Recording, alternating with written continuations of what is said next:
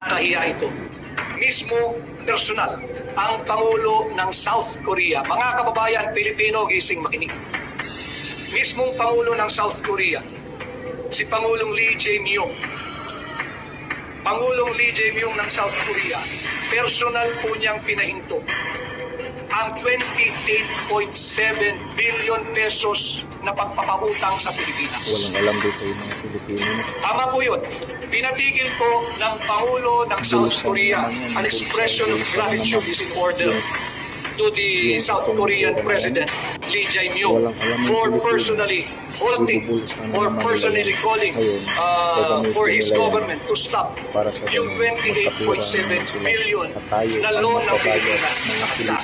Ano, bakit tayo dapat magpasalamat sa Pangulo ng South Korea? Sapagkat laudable, noble po yung kanyang naging dahil daw po sa massive corruption. Presidente na ho ito ng South Korea, pinahinto yung 28.7 billion loan dahil sa massive corruption and looting. Nakakahiya na po ang gobyerno nito. Wala ng kredibilidad pati sa mga international funder o international investors.